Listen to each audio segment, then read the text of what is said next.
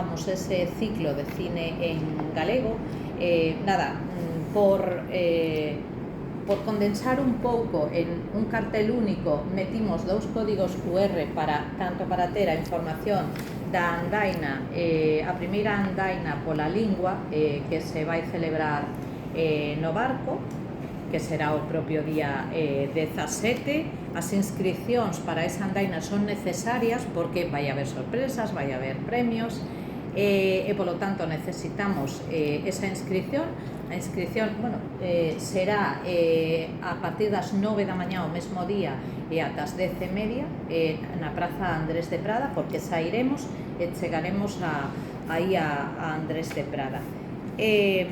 Con ese lema, o que vos dicía, galego modo on. Haberá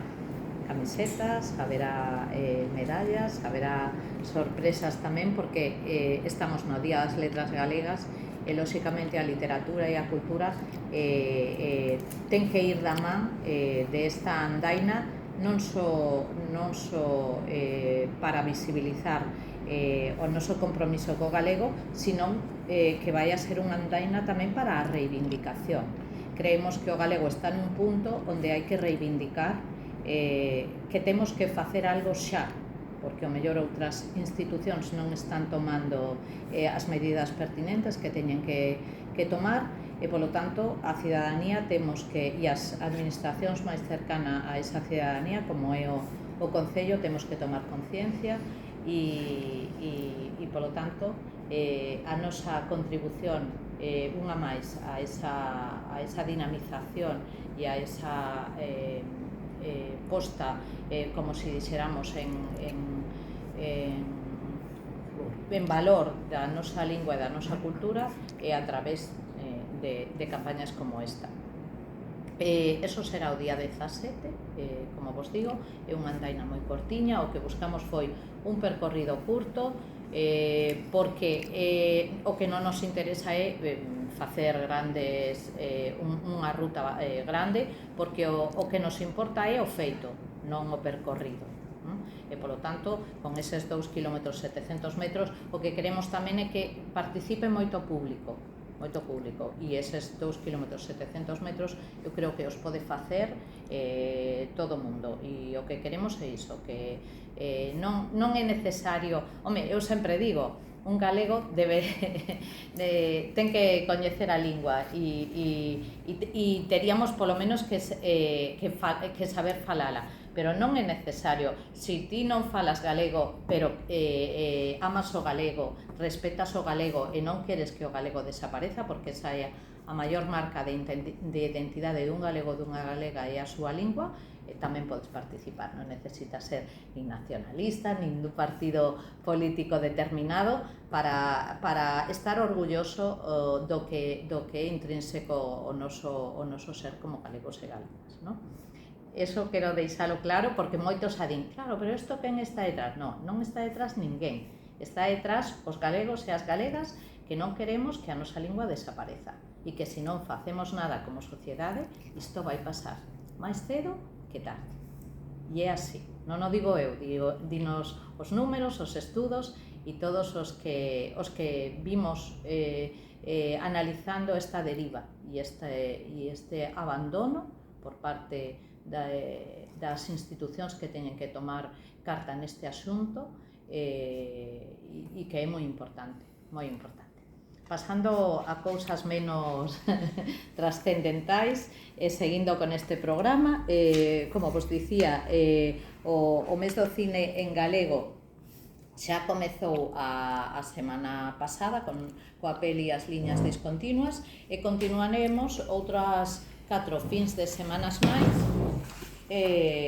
durante todo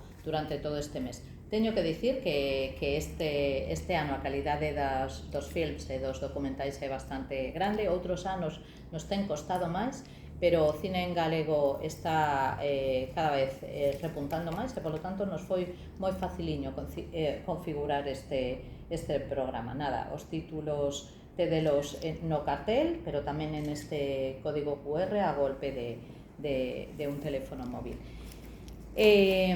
Despois teremos o día 17, que para nós é o día onde máis congregamos as actividades. Teremos un vermú das letras,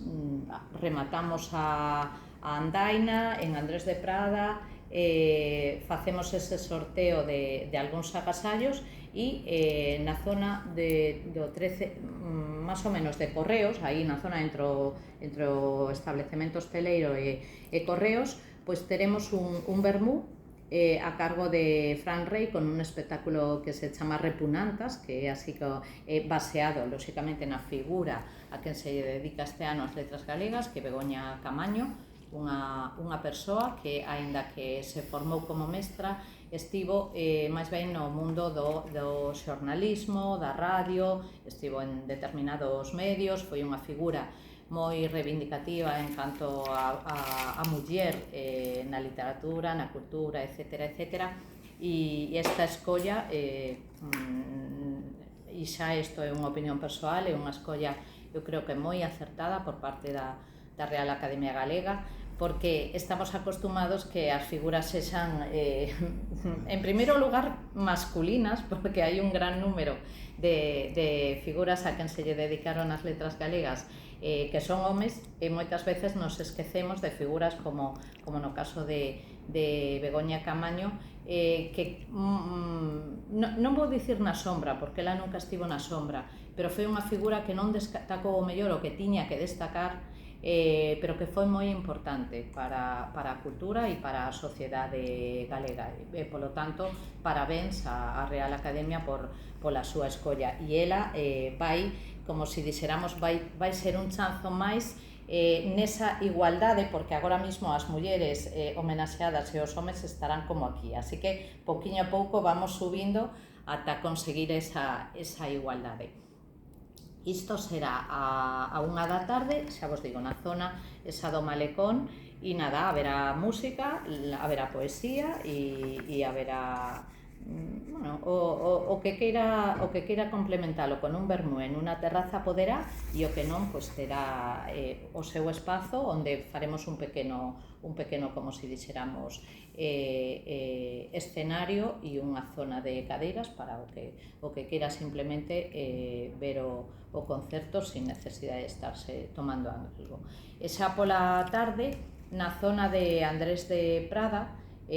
buscamos o que a artista Raquel Queizás nos pediu, que é unha zona de sombra e unha zona sin vento, porque o seu espectáculo tamén é un espectáculo fermosísimo, que xira ao redor da figura tamén de Begoña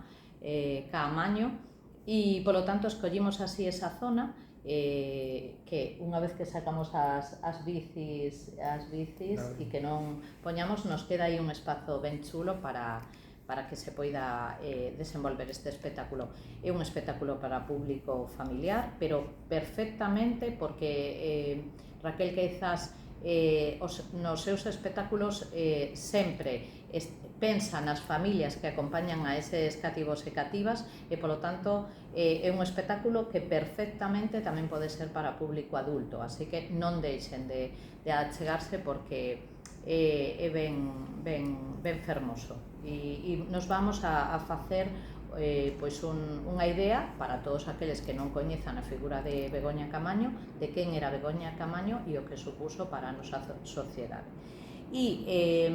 desligado un pouco desa Semana das Letras, o Conservatorio e a Escola de Música, o día 19, ás 7:30 da tarde, pois teremos ás 7, porque é que houve 3 cambios aí de hora, primeiro era ás 8, despois ás 7:30, e agora é verdade que quedou ás 7. No Teatro Lauro Olmo, un concerto das letras con música e cantigas,